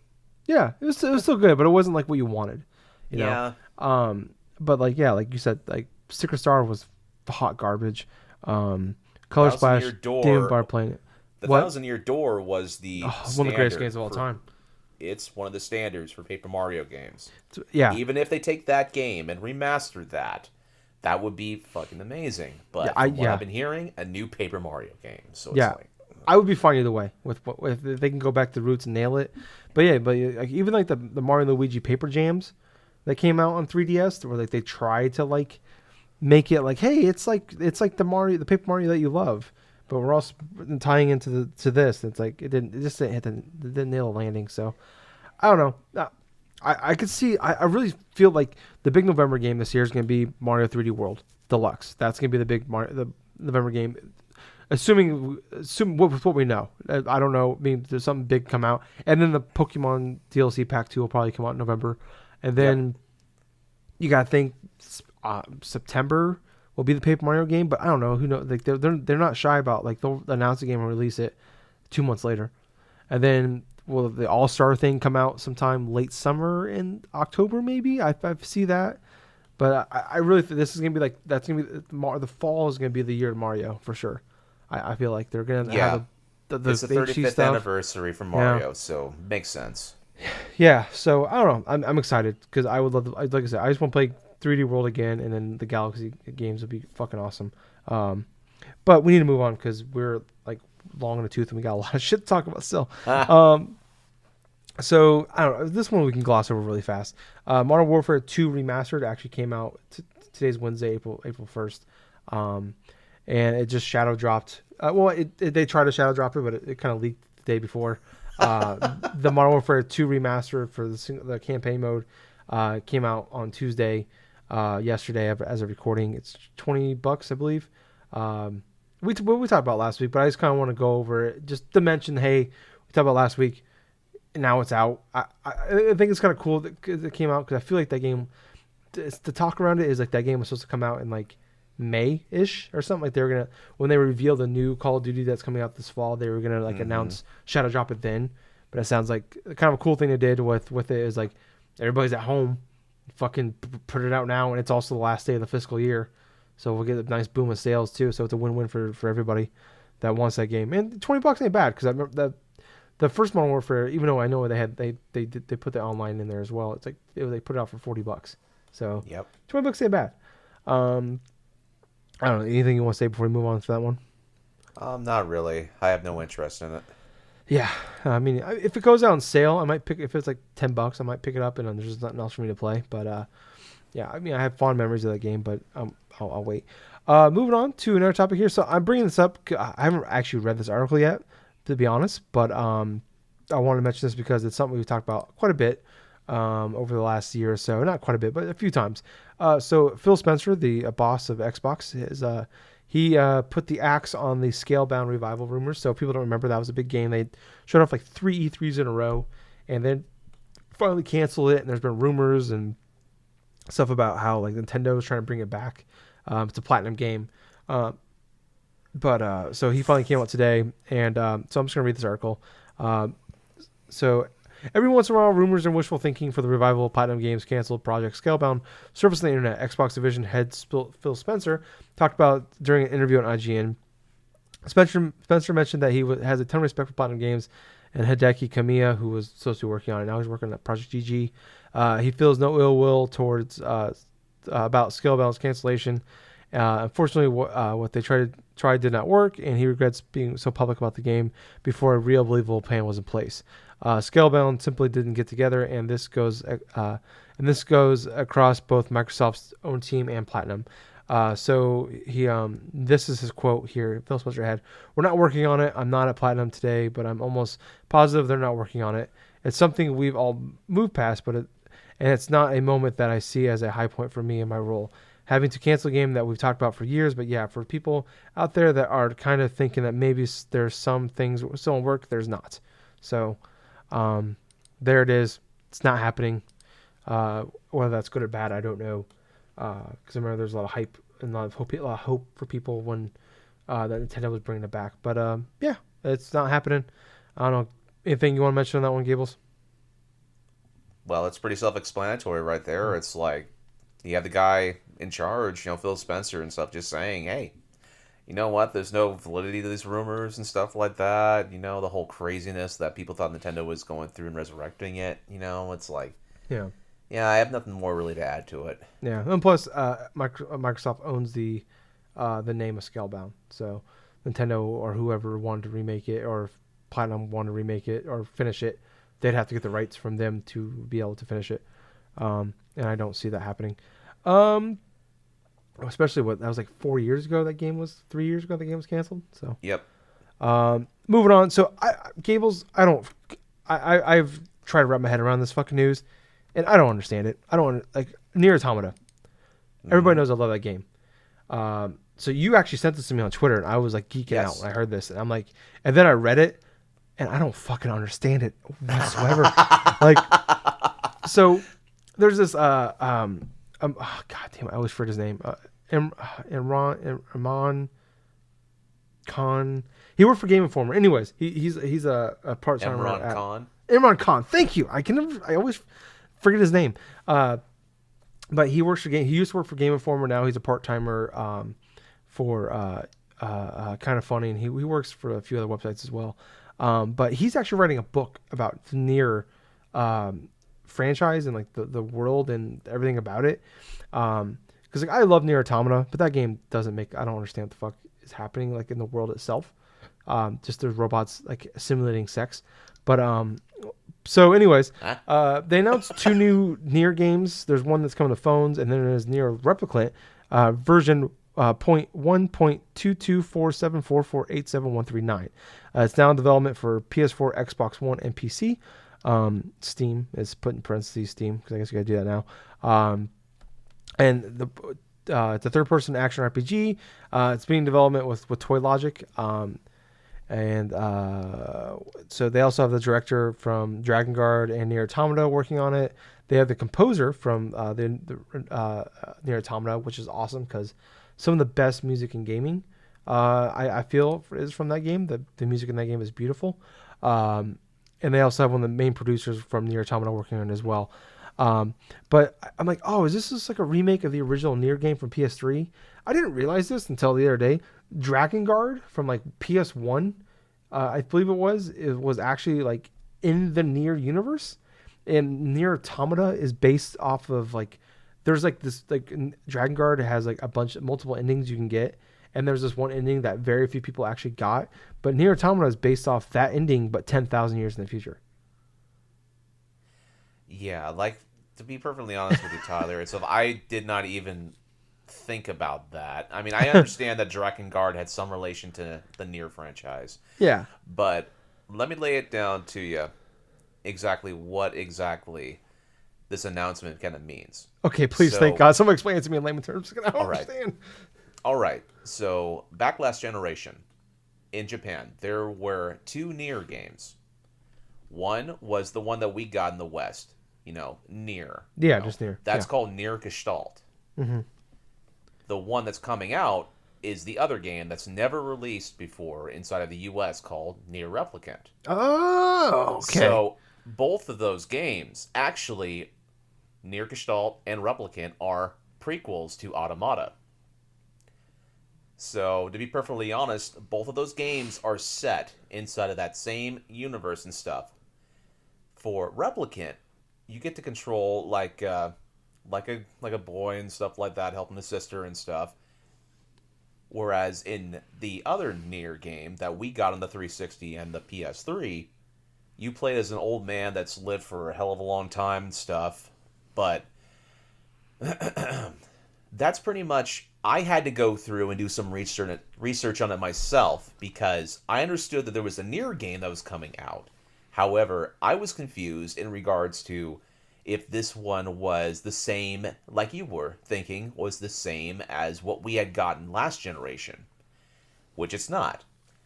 So, here's the thing. If you guys want to see what Nier Replicant is, there's actually playthroughs of the game, like the Japanese version, on YouTube currently.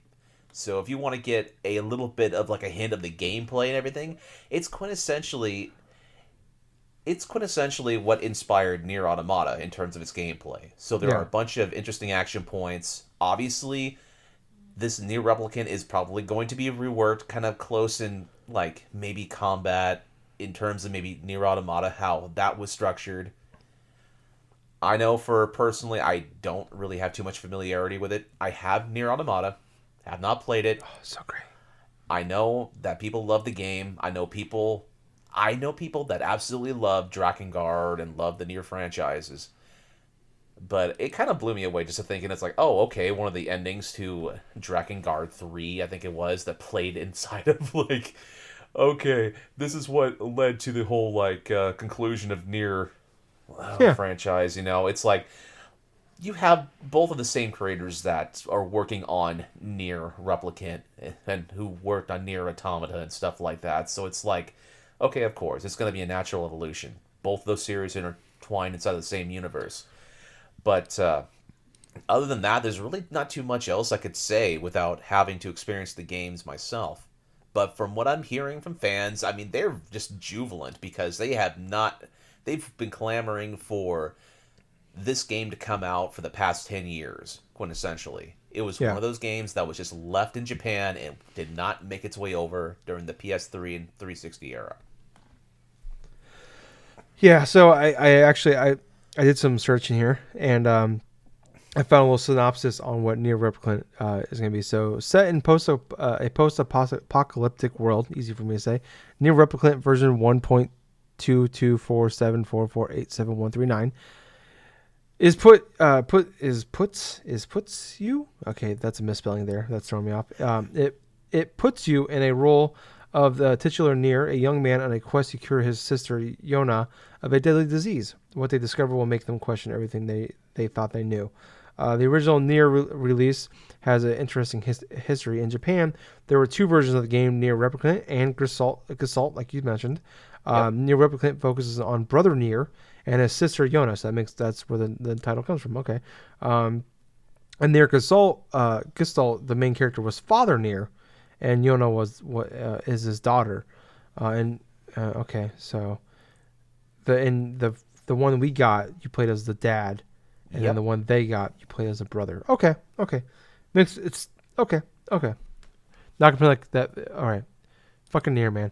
Great game. But I'm excited. If it's just more Nier Automata, that's all I want, and I'm all for it. Seeing you excited for an RPG is actually kind of weird.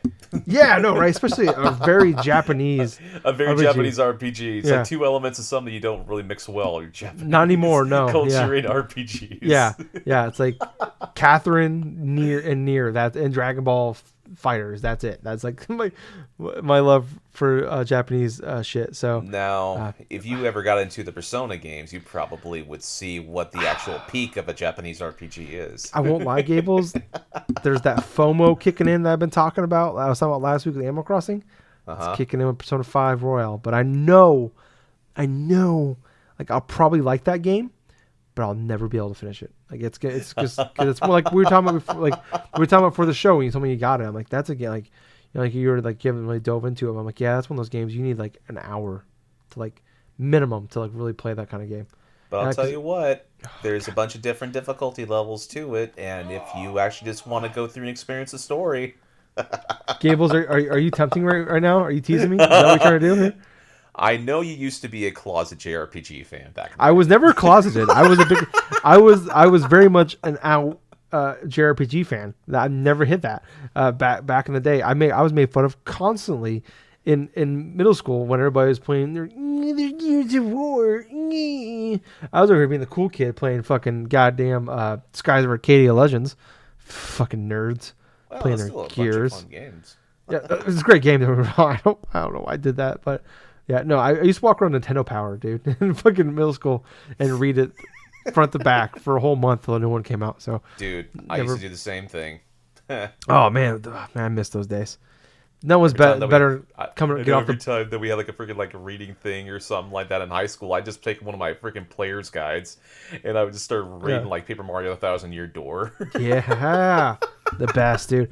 No one's better than in middle school and like even high school, early high school, than like getting off the bus and walking home and like you check the first thing I would do is check the mail every day, and I'm like, oh, you pop up with that new goddamn fucking Nintendo Power because internet wasn't a big thing back then. Early 2000s. So I was like, bam, fucking, there's a new James Bond game coming out here soon? Really? Okay, cool. Why is it on the cover? That's cool. Whatever. Read that shit. There's this game I never heard of. Skies of Arcadia. There's a legend. There's an ad for it here. That game looks cool. Buying that. 20 years later, still talking about it. Fucking goddamn right. Man, we're fucking nerds, Gables. Well, hey, at least we're more accepted now than we were 20 years ago. That's true. That's true. That's true. Even Courtney has like accepted my nerdism. She's like even like allowed me to buy a shelf to put all my amiibo and shit on. It's my god! Like there's literally a whole section of our apartment that's just my nerd shit. And then she talks me into buying more shit for it. It's growing. She bought me a Goomba, like a big Goomba thing for Christmas. Actually, that sits over here. It's pretty cool. It's like actually like a backpack, but I'm a big guy, so it doesn't actually fit on me. But it's cool to have over here. She actually bought me like for our anniversary back in January. She bought me so she made some framed photos of Trico from Last Guardian. Oh, yeah. So I actually have them framed on the wall. Wow. And we have one that's coming from China, so who knows where the fuck we're gonna get it. She ordered it like 2 months ago, but everything went to shit over there a while back. But this big, huge like framed photo that's actually like painted. That's supposed to be. But so I have like the 3 pictures and like like kind of like one on the left and one on the right and the one on the top. But there's a big gap where I can put that one up with my Trico statue. So whenever we get that, if we ever get it, it's gonna go there in the middle. So yeah, so she's the only thing she won't let me play is Catherine. So I have to play she won't let you play that game. No, I tried playing it a while back when I was like before. Yeah, she's like, don't ever play this. Don't play this in front of me. I'm like, okay, that's fine. I understand. It's like I try. As much as you try, I feel like the more I try to explain that game to her, I just talk myself into a corner. So it's just like, all right, that's fine. So I have to play. If I'm gonna sit down and play it, where you cheat. Yeah, this is a game where you cheat on a girl that's also the same name as the girl that you're dating. And then in this version, there's actually a second version of a girl that you cheat on with also the same name as the girl that you're dating. So, yeah. It just doesn't go. Yeah, definitely not the type of game you want to play with your girlfriend around. No. Especially because it is kind of like anime porn. Oh, well, yeah. Like a hentai. Yeah. Anyways, moving on. So this is kind of some really cool. Speaking of Last Guardian, Gables, that was a segue almost by me. That doesn't happen almost ever in the show. But so Epic Games has announced that they have actually gone to a partnership where they're going to be publishing games for Gen Design, Playdead, and Remedy. So this is the news. This is from the article from actually epicgames.com. So Epic Games is announcing a new multi-platform publishing effort with developers Gen Design, who actually, so they worked on Last Guardian, but they have the director who worked on Ico and Shadow of Colossus. He left. People don't remember.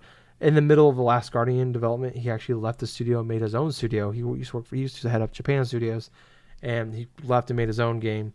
Or left to make his own studio, but came back and helped finish up Last Guardian. So Gen Design's that new studio, but yeah, so they have a lot of good background there. Playdead, obviously, Inside and Limbo, 2 of the best games to come out in the last decade, and then Remedy Entertainment, who just made Control, one of the best games of last year, but also Quantum Break, Alan Wake. They made the Max Payne games. Almost rhymed there for a second, and then I blew it up with the Max Payne thing. So. So they announced a big deal with them. I guess they're going to be publishing the next 2 Remedy games. One is supposed to be like a big third-person multi-platform game. The other one's going to be a smaller game. So no idea what those are going to be. Obviously, they just released the first DLC pack for Control this week. So they're still working on that shit. So they're pretty early on, it sounds like.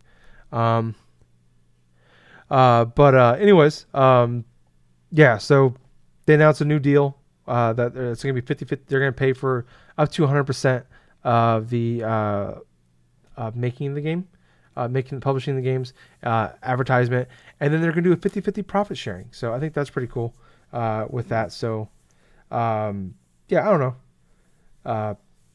I think that's great because we haven't seen anything from Gen Studios. I don't think they've actually ever released a game before. They just worked on Last Guardian. So that gives me hope that maybe something's coming down the pipeline soon. Who knows? Or at least this can give them they'll give them something so they can move on and then actually get a game out. Play Dead.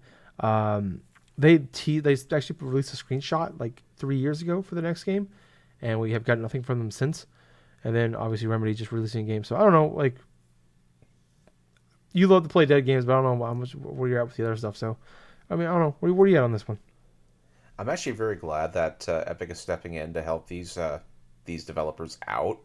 What essentially is like, you know what, gives you a little bit more of an extent. It gives them a little bit more incentive and stuff. Like Epic just to go ahead and help them try to develop like some, like fun, like say developing like say bigger games for what they initially want to do. You know, especially for developers like Remedy and stuff, and you know.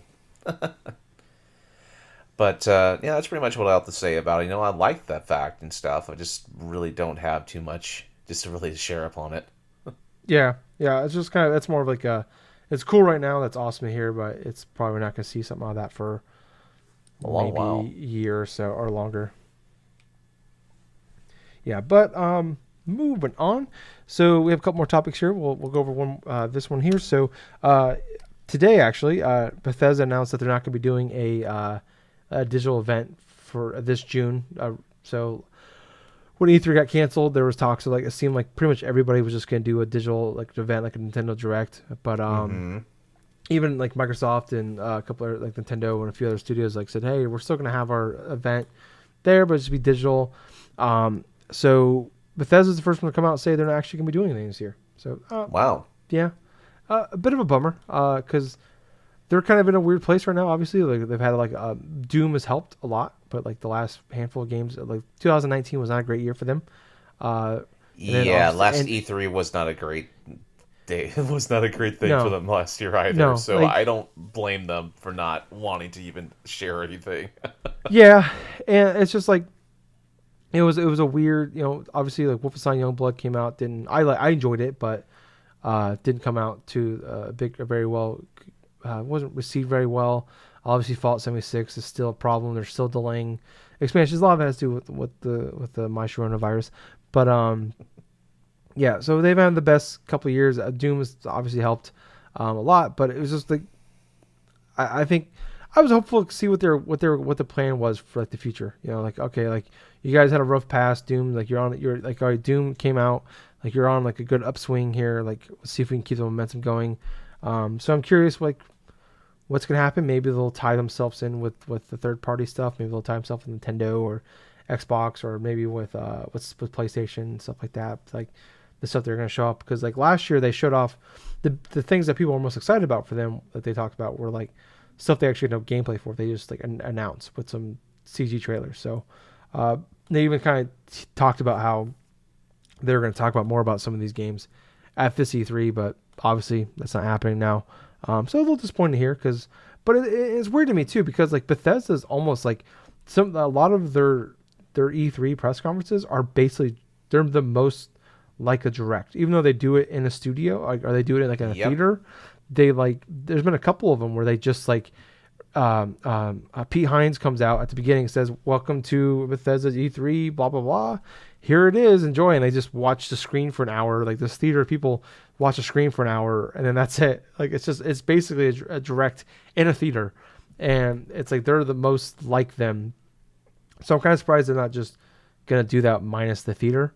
So I don't know, but I'm curious what their plan is to announce their stuff later on.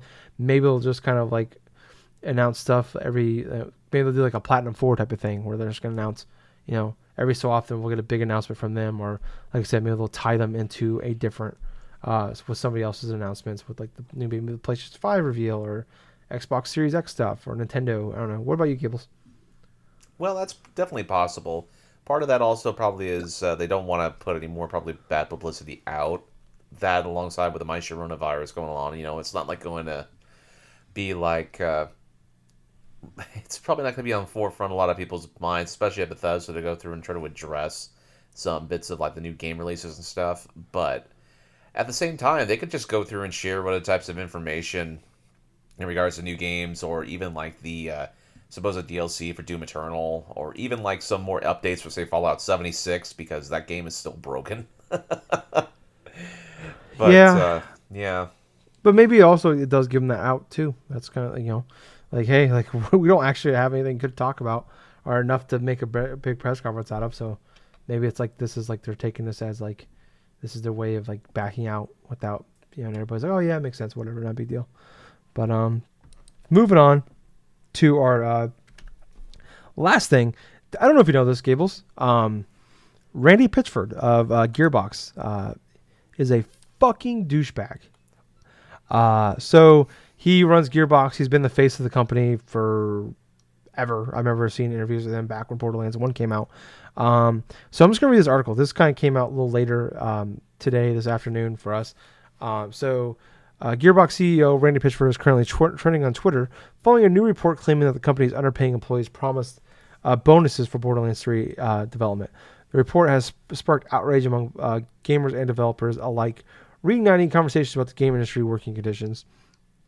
This report originally came from Jason Schreier of Kotaku. Contained information that Gearbox had initially promised bonuses potentially worth hundreds of thousands of dollars. However, the company is only actually giving small bonuses to employees. Gearbox pays substandard salaries to its employees with the idea that the bonuses, which are based on revenue sharing, will make up the deficit. Pitchford, who allegedly received a $12 million bonus in 2016 that they tried to keep secret, was reported as saying that anyone unhappy with the bonus could quit, leading to further pushback against him specifically. Just this guy sounds lovely. Pitchford has found himself in the internet spotlight before after a messy lawsuit alleged that he had physically assaulted Claptrap voice actor David Eddings. Additionally, Pitchford has been accused of leaving a USB flash drive at Medieval Times, which was said to contain underage pornography. These sort of points, coupled with the new report, have led to a large amount of backlash against Pitchford on Twitter, causing his name to appear under trending within the gaming gaming community. Sorry, I don't know why I fumbled that. But yeah. So this guy has well been known to be a douchebag with thin skin. He could run for president. I don't know. I don't know. This shit pisses me off. It's like, okay, you bring people in under, like, hey, we're going to give you less, but after the game comes out, it's Borderlands. It's going to sell well. Everybody knows that. It was like, I think it was the third or fourth best-selling game of last year, and it came out in September. Like, we're going to give you this big, huge bonus, and it's going to make up for it, and then some. And they come out and say that for a lot of people, they're not getting anything at all, or they're getting a fraction of what they're supposed to get before. And in a time like now, like probably the worst crisis that any of us will ever be in our entire lives. Hopefully this is the worst, like fuck this guy and fuck Gearbox. Like it's always that weird thing of like, you talk about like where like companies like use their employees and make them crunch and wear them out and burn them out. And it's like, do I want to buy this game and support it? Because I'm really excited about this game. Like Last of Us 2, like there's talk about crunch and there's issues there right now. But it's like, do I want to buy Last of Us 2? Like I'm looking forward to the game, but it's like, do I want to support this Naughty Dog when they're doing shitty things to employees? Or do I buy this to like show like the work you did was worth it? It's like it's that weird thing you're in with them. But it's just, I don't understand how this guy fucking stays employed. I don't get it. Like any other company, I feel like this guy would have left. Like he would have stepped down or something, or took a leave of absence. But this guy, like every year, it seems like he steps on a fucking rake, and he just we move on, or he just keeps going. I don't know, Gables. Fuck this guy. What about you? Well, to be perfectly honest, going a full year or something like that without hearing something about Randy Pitchford in some way, shape, or form. Yeah, that's pretty much, I guess it's too much to ask, Yeah. But this is not a surprise by me by any stretch of the imagination. I mean, he has a continuous track record of just being a douchebag or being some sort of debuggery. He's a stereotypical, and I'll be perfectly honest with you, he is a stereotypical, like a freaking, like in the 1980s, like their movies and stuff, where like these corporate dudes that were just complete and utter douchebags that would just do anything to their employees in order to try to suck them dry. Well, that's Randy Pitchford in and of himself in a nutshell. And quintessentially, like Henry Rollins sang about in the 1990s and stuff, this dude is a liar. Just pure and simple. He'll try to make everything sound all nice and neat and everything like that. He'll entice you with this things and that things. And to be perfectly honest with you, back when Borderlands 2 first came out and stuff, a lot of bonuses were handed out to their employees and stuff to the extent where, people were able to go through, some employees were able to go through and like purchase houses, this and that and stuff. I mean, hell, they deserved it because they reaped the benefits of how successful Borderlands 2 was in and of itself. Borderlands 3. This game is the first major success from Gearbox since that Borderlands 2 came out. Yeah. Quintessentially. And of course, they were promised all throughout that they were going to be getting bonuses, and even when they were working hard into the night and had to make deadlines and this and that, it was drilled into their heads. Hey, you have to go, hey man, you're going to have this big elaborate like bonus and stuff like that, this and that. And then the day before they are initially supposed to get them, not, maybe an exaggeration, like not like the day before, but inside of a freaking pandemic crisis, in terms of the success of how Borderlands 3 did, to tell your employees, to tell your actual workers that have spent that much, hey, you're not going to be getting that elaborate type of bonus, that you were promised from the beginning and stuff, that is an absolute slug to the gut. That is an absolute ass move. And that is just something that's just borderline moral, just morally evil in that regards. This dude buries himself enough on Twitter. The dude is that dude that will basically go. It's basically kind of like this way. It's that annoying kid in the class where it's like, instead of a classroom setting, you have that one kid that will just grade on you and just like annoy the shit out of you or annoy the shit out of everyone else. And when the teacher leaves the room, everybody else conjures up. They gang up on that kid and they toss him out of the class. Mm-hmm. But in this case and scenario, it's like for Randy Pitchford, it's like he's in a major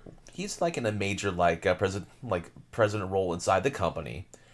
He made up the excuses that the higher development costs and stuff for was more so than we expected for Borderlands 3 and this and that and stuff. Well, to be perfectly honest with you, I do not feel any type of remorse for Randy Pitchford at all, because back in 2016, he took a $12 million bonus. And to be quite honest with you, even with that $12 million bonus, there was suspect that he was taking money in terms of out of Gearbox Software's share. Because apparently there's a 60% for management, and then there's a 40% for everyone else. And so the whole accusations thrown back, even as far back as 2016, is that he initially took from that chunk of the 40%. Mm-hmm. But there's nothing really else I can say about it.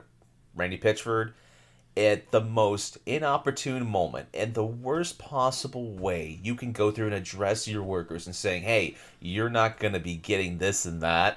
You're not going to be getting this bonus that you deserved, especially after working through a lot of the bullshit with Battleborn, with Colonial Marines. In order to be told, hey, if you don't like it, just quit. That is just next levels of low. That's even lower than freaking stomping through some fucking garbage or rolling inside dog crap or whatever the hell. Yeah. I hope this is the kind of guy that needs woken up, being the shit kicked out of him with people walking around with pillowcases full of bars of soap. Oh God.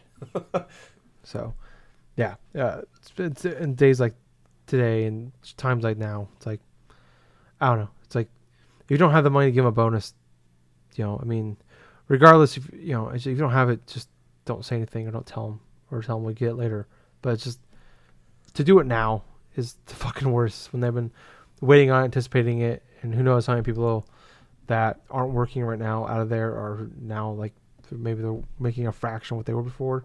Who knows? Like, I don't know. That guy's a piece of shit. And I hope before too long he's gone. Like, really, he needs to go. I do want to mention though, while we were talking about the whole Catherine thing, I got a text from Courtney, who's in the other room, who heard me mentioning like, "Why are you talking about cheating on me?" So I had to, while you were talking, I had to back my way out of that. I can't escape this game, Gables. Oh, now the seeds of the seed have finally been sown. I talked my way out of it. She understood it. Once I said Catherine, she's like, "Oh, okay, LL dick." But I can't. This game it's gonna haunt me forever. I should have never bought this game. It's the worst thing I've ever done in my entire life. Was rebuying this game on PS4. It's never gonna go away. But yeah, that's gonna wrap up the show for this week. Almost 2 hours long. Wow, a really long episode. I was worried going into this that we were only gonna have like a 40-minute podcast. So we spent 50 minutes talking about Animal Crossing and Doom. So which go. That was awesome. Hope you enjoyed that. But yeah, thank you guys so much for listening to us again this week. If you want to hear more from us, we have a Facebook page, we have a Facebook group, we have a Twitter, Twitch, YouTube, Spotify. We're on all those places, iTunes. Just search for Drunk Nerds Podcast or Drunk-Nerds, and you'll find us. Subscribe, follow, 5 stars, leave comments, reviews, whatever you can do to help us. We'd really appreciate it. Share it, please. Anything you can do to help, we would really, like I said, we appreciate. So yeah, check us out on those places. Oh, also go to twitch.tv/Colonel Gables. He's been doing some streaming on there, like he said earlier, since we're all in the My SharonaVirus Quarantimes. So yeah, I was your host. I was Tyler. And I've been Colonel Gables. So until next time, everyone, I hope you stay safe. I hope you wash your hands, and definitely do not go outside, especially when the My SharonaVirus is acting this aggressively. But among all else, just have yourselves a nice day, and thank you for listening to another fun-filled episode of the Drunk-Nerds podcast. And wash your ass too. Also, Shit. Gables. Yeah. Too sweet. Too sweet, man. Bye, guys. See ya.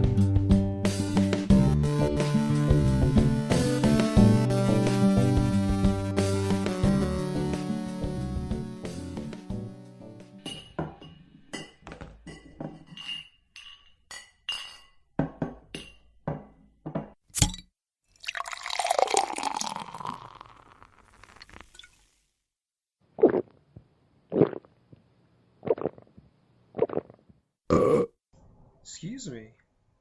You too many beers there.